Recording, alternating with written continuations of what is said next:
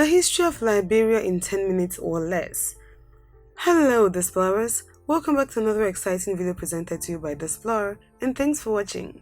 In today's video, we shall be looking at the history of Liberia in 10 minutes. The Republic of Liberia is a democracy located on the West African coast. Bordered by the Atlantic Ocean along its entire diagonal southwest coastline of 579 kilometers, Liberia borders Sierra Leone to the northwest, Guinea to the north, and Cote d'Ivoire to the east.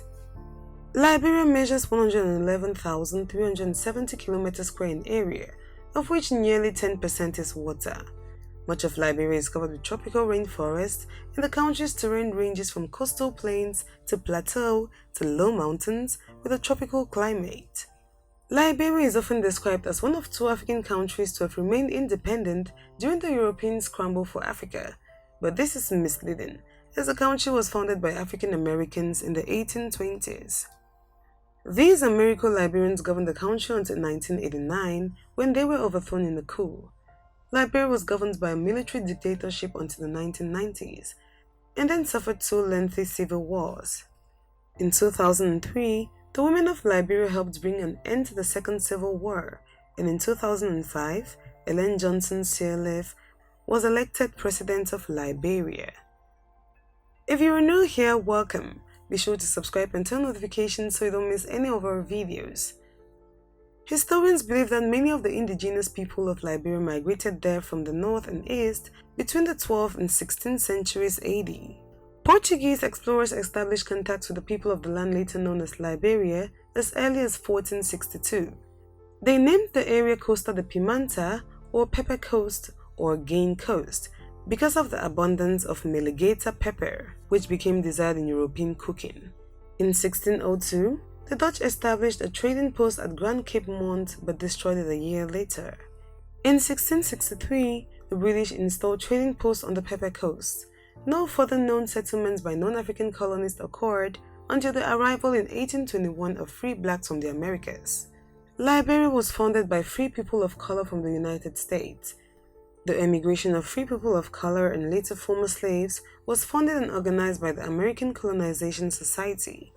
The mortality rate of these settlers was the highest in accurately recorded human history.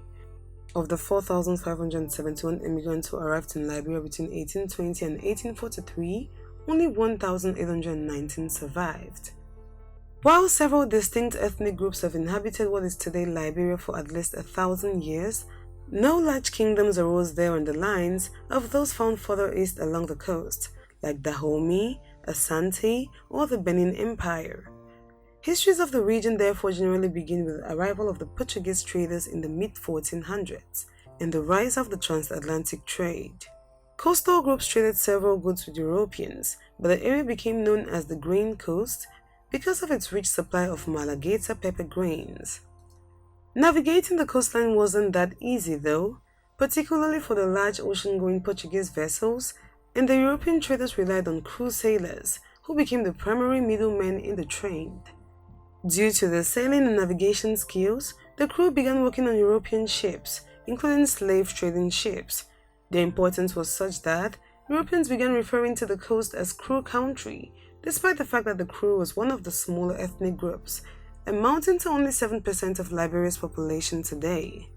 The often stated claim that after the scramble for Africa, Liberia was one of two independent African states is misleading, because the indigenous African societies had little economic or political power in the new republic. All power was concentrated in the hand of the African American settlers and their descendants, who became known as the Americo-Liberians. In 1931, an international commission revealed that several prominent Americo-Liberians had slaves. The Americo-Liberians constituted less than 2% of Liberia's population, but in the 19th and early 20th centuries, they made up nearly 100% of qualified voters. For over 100 years, from its formation in the 1860s until 1980, the Americo-Liberian True Whig Party dominated Liberian politics in what was essentially a one-party state. The Americo-Liberian dominance was broken April 12, 1980, when Master Sergeant Samuel K. Doe and less than 20 soldiers overthrew the president, William Tolbert. The coup was welcomed by the Liberian people, who greeted it as liberation from Americo-Liberian domination. Samuel Doe's government soon proved itself no better for the Liberian people than its predecessors. Doe promoted many members of his own ethnic group, the Kran, but otherwise American Liberians retained control over much of the country's wealth. Doe's system was a military dictatorship. He permitted elections in 1985, but external reports decreed his victory as entirely fraudulent. A coup attempt followed, and Doe responded with brutal atrocities against suspected conspirators and their bases of support. The United States, who however had long used Liberia as an important base of operations in Africa, especially during the Cold War, were more interested in Liberia's loyalty than its leadership. They offered millions of dollars in aid that helped prop up Doe's increasingly unpopular regime. In 1989, with the end of the Cold War, the United States stopped its support to Doe, and Liberia was soon torn in half by rival factions. In 1989, an American Liberian and former official, Charles Taylor, invaded Liberia with his National Patriotic Front. Backed by Libya, Burkina Faso and Ivory Coast, Taylor soon controlled much of the eastern part of Liberia, but he couldn't take the capital as it was a splinter group led by Prince Johnson, who assassinated Doe in September 1990. No one had sufficient control of Liberia to declare victory, and the fighting continued. ECOWAS sent in a peacekeeping force, ECOMOG, to try and restore order. But for the next 5 years, Liberia was divided up between the competing warlords, who made millions exporting the country's resources to foreign buyers. During these years, Charles Taylor also backed a rebel group in Sierra Leone in order to gain control of the country's lucrative diamond mines. The 10-year Sierra Leonean civil war that followed became internationally notorious for atrocities committed to gain control of what became known as blood diamonds. In 1996, Liberia's warlords signed a peace agreement and began converting their militias into political parties. In the 1997 elections, Charles Taylor, head of the National Patriotic Party, won, having run with the infamous slogan, "He killed my ma, he killed my pa, but still I will vote for him." Scholars agreed. People voted for him not because they supported him, but because they were desperate for peace. That peace, however, was not to last. In 1999, another rebel group, Liberians United for Reconciliation and Democracy, LURD, challenged Taylor's rule. LURD reportedly gained support from Guinea, while Taylor continued to support rebel groups in Sierra Leone. By 2001, Liberia was fully embroiled in a three-way civil war between Taylor's government forces, LURD, and a third rebel group, the Movement for Democracy in Liberia, MODEL.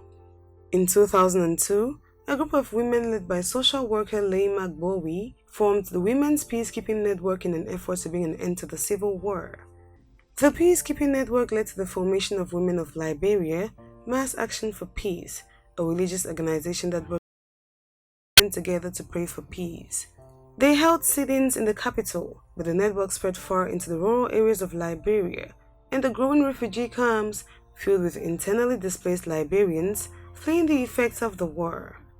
As public pressure grew, Charles Taylor agreed to attend a peace summit in Ghana, along with delegates from LURD and MODEL.